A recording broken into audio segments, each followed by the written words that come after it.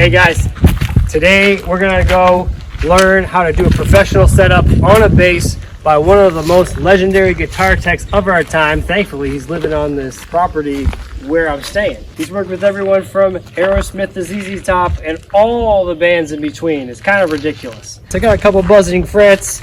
The season changed, so the neck's a little different, and he's allowing me to bring the camera in to show you guys how to professionally do a real setup like the pros get, because you can't even go to Guitar Center right now while COVID-19's got this lockdown. I'm gonna bring the camera in there and we're gonna see how do you set up a bass for real. By the way, make sure to leave any questions and comments right away, because I'm gonna do a follow-up video while I'm on the property with him so we can answer anything we didn't cover in this video for the next one. Let's go check it out. What's some other bass players that you've worked on? I've worked with Nathan East, Leland Sklar, Louis Johnson I toured with.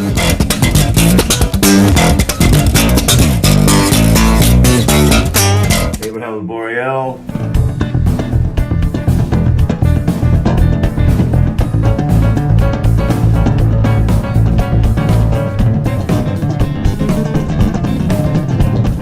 Stubenhaus. LA session studio legend Neil Stubenhaus. Quincy Jones, Main Man, Barbra Streisand, every movie ever saw. So Stanley Clarke.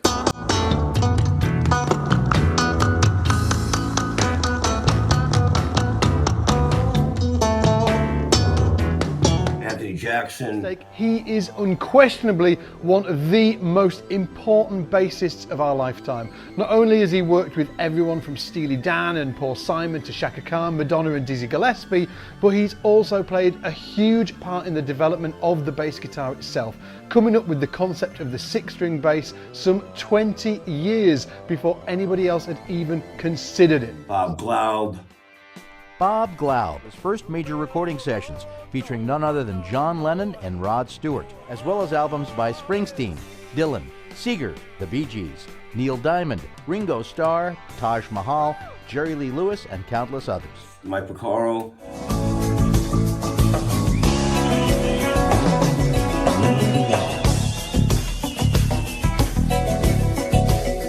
List of names. Well, yeah, it's pretty much all the guys. So you've seen a lot of nice basses then. I've worked on them all, yeah. Yeah, it's fun. It's nice to be, when you're in love with what you do, you know, it's not work, it's fun. When you're a stand-up guy, you do good work, you do the best you can, you run circles around the rest. People about to, want to look at your underwear and say it's dirty. Well, I learned the first rule was not to wear underwear, therefore they have nothing to look at. So. Welcome to Stinky Guitars and Basses with Andy Brauer. Be working on this tremolo, be working on the frets, we'll be checking the nut, adjusting the tuners, smoothing out the funkiness, checking the bolts and tension of the truss rod, cleaning electronics, and basically making this a bad boy. I'm going to start by checking this with this space of how much space we have between, get right there, see that space? Let's go real close. All right, we're gonna check the neck adjustment, and it looks pretty good. You want a little bit of space in between the string and the fret, but not too much, and you don't want the string touching the fret because it'll cause it to buzz. It's best to get it, to adjust it to where it's got a little bit in between, almost like a thin guitar pick to a medium guitar pick on a bass. By pressing the note on the 12th fret, and then pressing the note down to the amplifier, you will see the relation of the pickup height to the intonation, which is key critical. It's important to note that when adjusting the intonation, that you must first adjust your neck to make sure that your tension is proper. The tone of the neck and the truss rod will affect the tone of the instrument acoustically. And of course, the acoustic sound is most important because it will be amplified by the Bartolini pickups on this instrument. This Taylor bridge and this Bartolini pickup system, coupled with the shallower tuners and the bone nut, you can hear the tone. When the neck is concave, its action is too low and the space between the string and the fret is too wide. When it's convex, the neck is too tight and the string is touching the fret. It's important to have the right space in between this, but as well as having the space of the string and the fret relationship, you need to keep in mind that the tone control of the neck is the truss rod. And that when you adjust the truss rod, you can hear the difference of the way it sounds acoustically with the tension of the truss rod that you have adjusted. So it's important that when you adjust the truss rod, that you listen to the instrument acoustically as well as look at it visually to find a happy medium and a unity balance in which the instrument will sing and have a tone that creates a musical sound that is pleasing to the human ear, and basically making this a bad boy. When you push down towards the instrument to the right, you'll generally be tightening it up. When you bring it back towards you to the upper bout, you'll be loosening it. It is key critical that this wrench is in there tight and that you do not strip it. If it feels like it's going to break, do not break it. One thing about the truss rods is that you have to be hypersensitive to the tension of the truss rod nut. When loosening the truss rod or adjusting the truss rod, it is best to loosen it before tightening it. If the truss rod bolt or nut seems too tight, then put some oil between the nut and the base plate. Give it a minute to soak and then loosen it before tightening it. If the nut or the truss rod itself feels like it's going to break or that it's kind of shimmying, that it's bottoming out, it is bottoming out, and don't break it. So what Andy's saying is when you have your fingers on the 1st and 12th fret measuring on the 5th fret, if it's too concave, that means the strings have too much tension and the truss rod has less tension.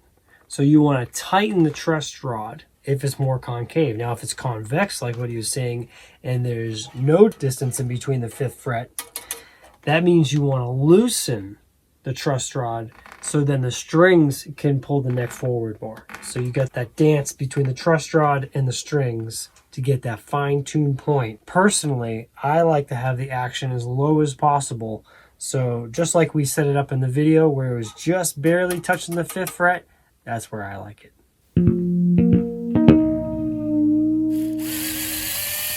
Making this a bad boy. Standard drill with a different kind Yeah, of it's just basically a Milwaukee drill with a Dunlop attachment. It's a standard. The other option would be, of course, as a backup, would be the standard string winder. Right, yeah. One thing about guitar work is always have a backup whatever you do. If you're going to use a screwdriver electric, then have your standard string winder. If you use these and you're on the road, then it's best to have 4 batteries charged and have 2 drivers. Yeah. Always have a backup. Generally on the road, if I'm traveling, I will have 3 backups for every one. A bad boy. All right, one of the first things you want to do is you want to check the tension of the bushing of the tuners. And get the appropriate wrench and make sure it fits tight. If the wrench is not tight, you will strip it. Tighten it slowly and evenly and torque each one so it's exactly the same. Make sure that when you adjust it, that if the tuner does not have a base plate, that it does not move. So again, hold it and get a visual and make sure that everything is lined up properly. Holding the tuner in place when adjusting it is best. Once you adjust it, always put your tools away and keep your bench organized. Keep your bench free and clear of any distractions, any screws or bolts, and have everything in its place so you can do your work even if you're blinded.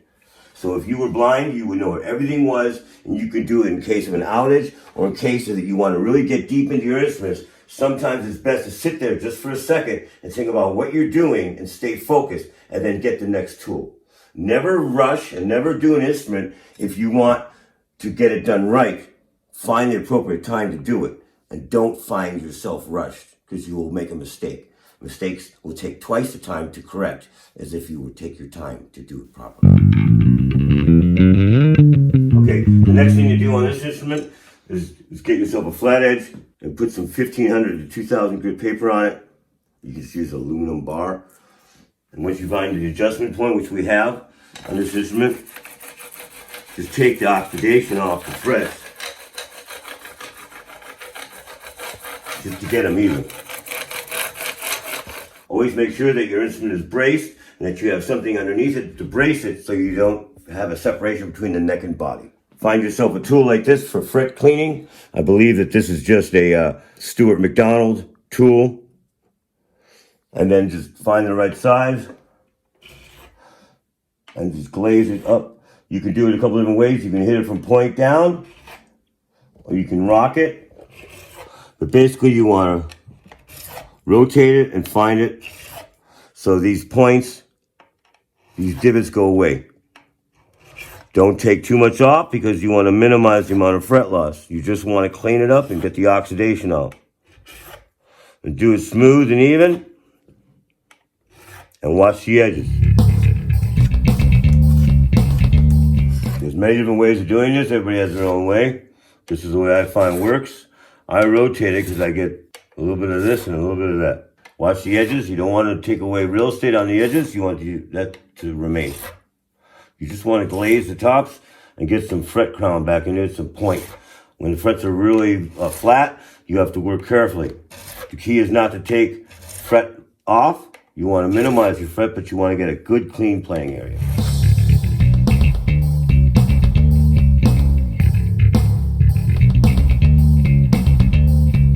Knock the grooves out and just get a good, clean playing area. Basically, just glazing the tops and getting back to the original metal without losing fret. And removing any kind of oxidation or tape. What is this tape? The tape is there because the frets buzz or it's not high enough. So It's not high enough? So yeah, so I put a little bit of tape there to You put tape to... make up for the fret not being high enough. Yeah. Oh, that's the funniest thing I've ever seen in my life. Are you kidding me? Is that what you did? That's funny. And it worked, right? Oh yeah. It worked. Did you make that up yourself? Yeah, just trying to. That's hilarious.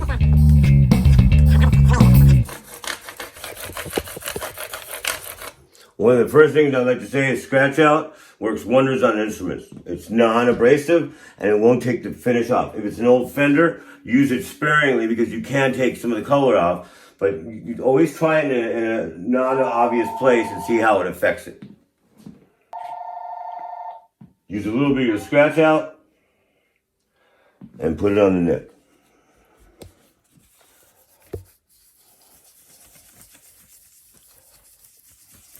This is for a maple fingerboard. Do not put the scratch out directly onto the fingerboard on a rosewood. What we're doing is we're working it into the fret and working into the fingerboard to clean it.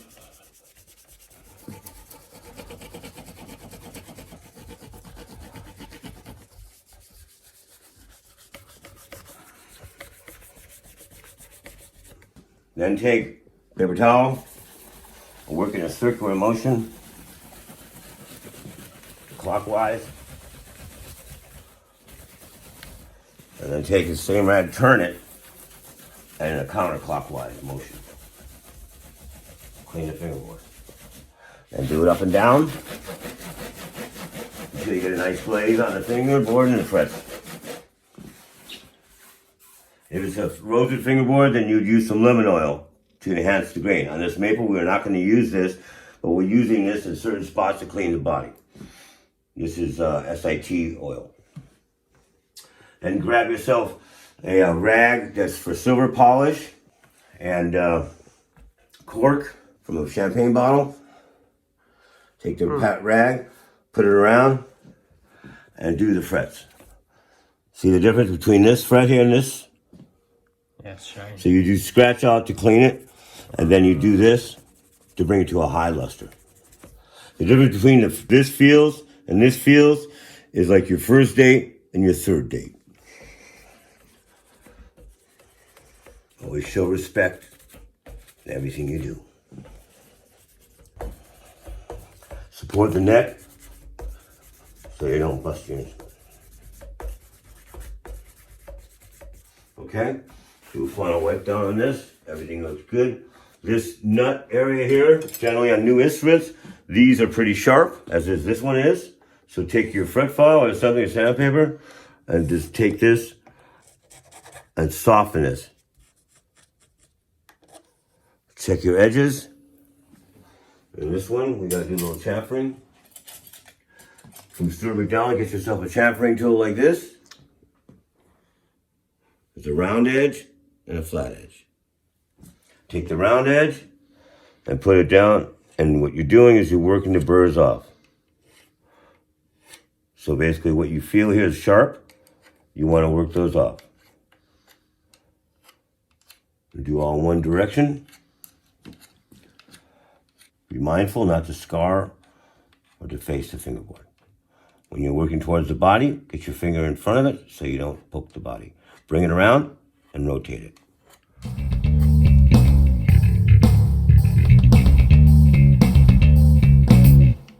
You feel it. Then you feel a little bit of choppiness on the top from the fretwork that we just did. Take the round area here and bring the file like this, back and forth until it's smooth. You can feel the difference between here and here. It's important. All these things create comfort for the instrument, so you can not worry about the instrument, so you can actually let yourself go and be free.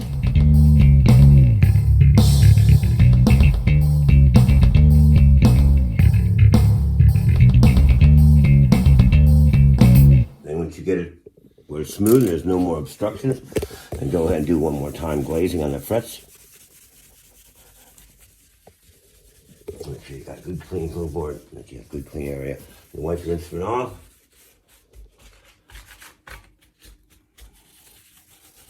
I'll get ready to string it up. When addressing the body on a wood instrument like this, what I would do on a normal instrument, I would use scratch out with a rag. I would grab an old sock, apply it slowly, and take another rag, clean it, and take a third rag and buff it. The polish I recommend is Smith's Pro Formula, as being the best polish for guitars that I've found. Scratch out is good for cleaning any hardware as well. Where do you find these? You can get this at any Pep Boys. It's also good for your headlights on your car. And I would take, this is a special rag for plastic cleaning, so if you got any plastic parts or anything, then I would clean with this. Take some of your oil on this particular instrument.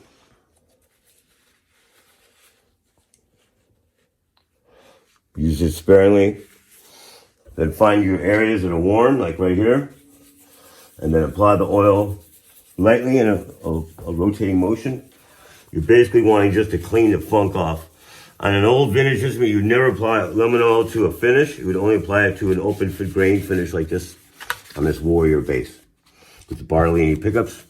And you have wood everywhere, so the oil would be okay. Use it sparingly. Do not touch the hardware. Do not touch the fretboard. I would leave the headstock alone. Do not cause problems with the inlays by applying an oil. You've got the back area here. Put a little bit of oil.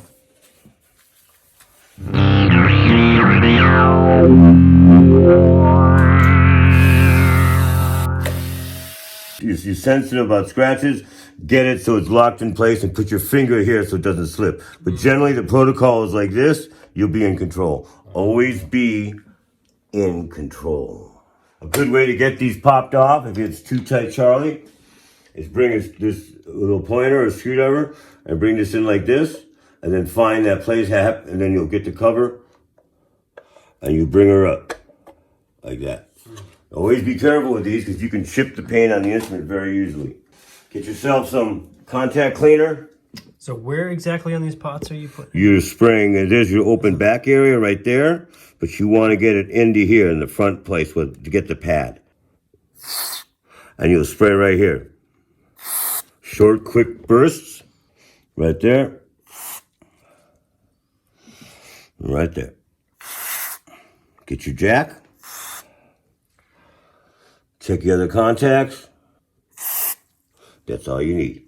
And once you get that clean, you go to your backside of your tuners and adjust and tighten these.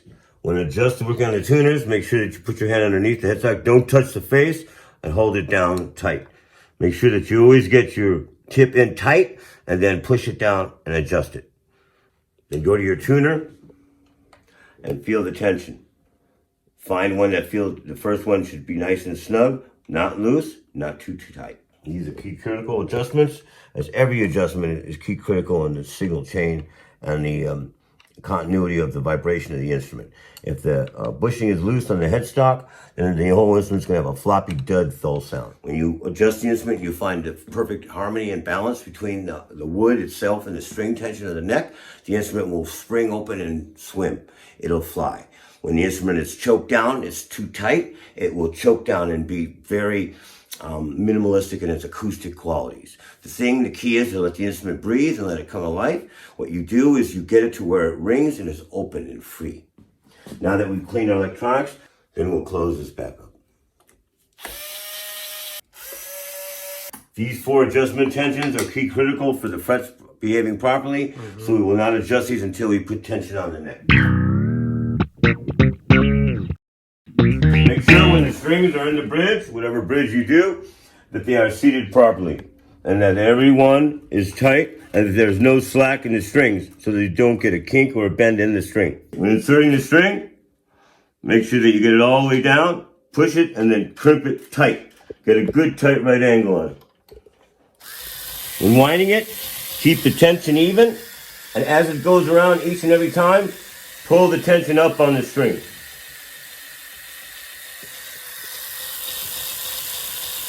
As the string goes up, pull it up tight and then cinch it in the nut carefully as not to break the tang between the nut and the end. Very fragile. Generally, rule of thumb is to have 3 fingers in between the string and the post itself. When you do this, you want to figure out how much you're going to cut and how much is going to go in. So you have 3 fingers, then how much you're going to cut. So then that would be your cutting point for your string. Be right here. As the string goes in to the hole, make sure it's tight, push it down all the way right angle, then cinch it like a pulley so you have complete tension on the string and you are in control. You always want to be in control no matter what you do. Always be in control. As you pull the string around, you pull it up to the point to where it's tight and you have good contact. Very important to cinch it up and make sure that that spring, that space between the string is tight. You don't want any gap in between here. In control. So go 3 fingers to the post. And getting it tight. Then check your harmonics. Open B. And then your note is a B. You want it to stabilize, and then press it as you normally would so it stays centered. If the intonation runs flat, you would bring the point of contact, being the saddle would go forward. If the intonation runs sharp, you would bring the point of contact and the saddle backwards. When you have something that's really snug deep into the saddle, loosen the string before you do the adjustment so you don't cause any problems. Do not strip the screw on the back of the bridge because it will cause you nothing but difficulty and grief. And this one's flat. So we're gonna move this saddle forward. This comes like so, and then this little insert comes out, and this moves forward like that. And then what we do is we're gonna keep this loose while we tune it, and we're moving it around, and now it's right on the money. But if it was sharp or flat, we'd be able to adjust it right. Then what we do is we lift the string off, we keep tension, and boom, we got it. So there you go. Nice. So we're all set. We're intonated.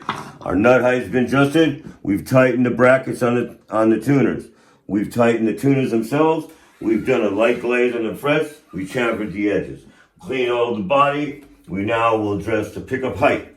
We've checked the bolts on this, and we checked all the notes are playing fine. On this situation where you have a ridge like this, it would be advisable, because the wood is swollen a little bit, to take yourself a razor blade. Be careful. Do not allow children to play with these items. And to work this away from you always.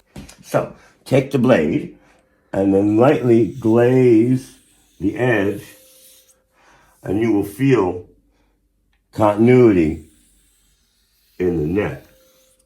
Do it lightly, and of course if it's a finish on the instrument, you'll have to buff it out afterwards. But most Fenders, or Takais, or Grecos, will have this swollen neck thing on a maple neck like this.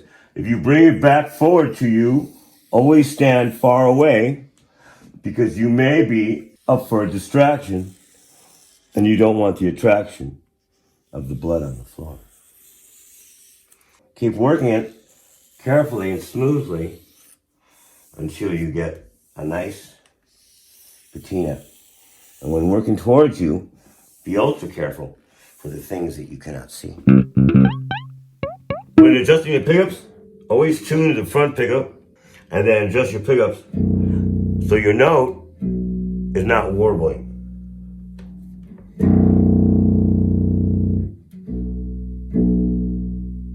And that's warbling a little bit, so I'll put this in just a hair. There we go. Every little bit makes a difference.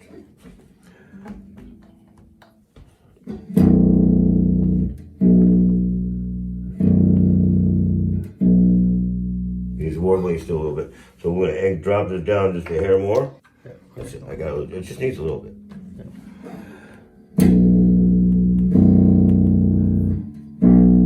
There we go. You can hear the difference. So a little warble there.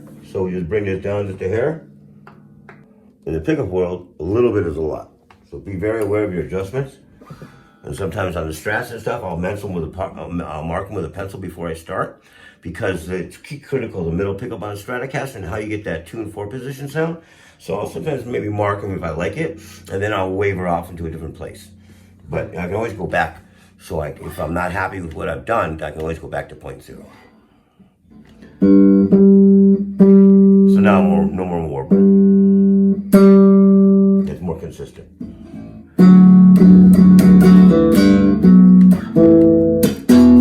Here's your front pickup. Here's your back pickup. That's kind of low, so I'll bring that up a little bit. Let's see how it does in the harmonics. So you still got some room. So I'll bring this one up a little bit. Who glued the wood on this? The company? Yeah. Do they realize that the wood causes a difference in the sound? It changes the sound of the pickup? I don't know. Sometimes the aesthetics is not what it's all meant to be. Simple is best. Would you in the guitar world, simple is best. Would you And take in it my off? opinion, if these are my pickups, I'll take that wood off. I think the pickups that sound better and breathe better. It's like covering work with wax. That's just my opinion, sir. Okay, here we go. So, front pickup. Good bounce. Back pickup.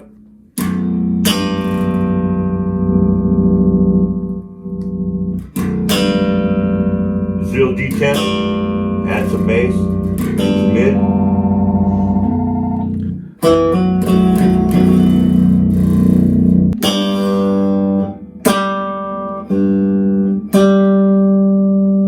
I'll bring that up.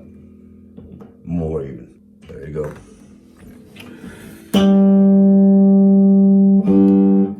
That's perfect. Here, open now.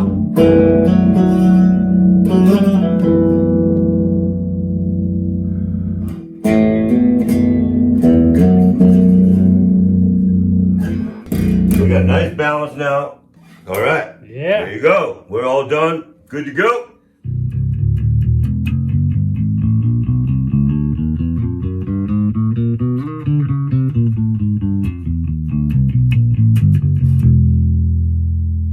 It's a bad boy. It feels so nice and fresh to have these frets filed off like that. Pretty cool. I think this is the first time I actually had my frets filed down. If I were you, I would bookmark and save this video, so in case when you do want to set up your bass again or in the future, you'll be able to refer back to this. So definitely make sure you like, subscribe. All the links to the tools that we use are in the description. The Stuart McDonald was the brand that he suggests. The next video I'm going to do with Andy, I'm going to bring in my Universe 7-string bass. He's going to help tune it up.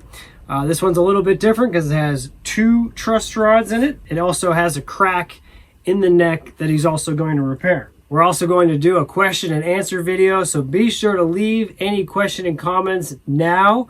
So in the next couple weeks when we make the video, your question may be featured. Also make sure to subscribe. At 10,000 subscribers, I'm going to do an RV studio tour. I'm going to show you how this works. I got the solar system, all kinds of crazy cool stuff. Subscribe. If you want to get more information about Andy His links are in the description. If you like this super dope ass brain shirt that's transmitting frequencies, that is also in the description.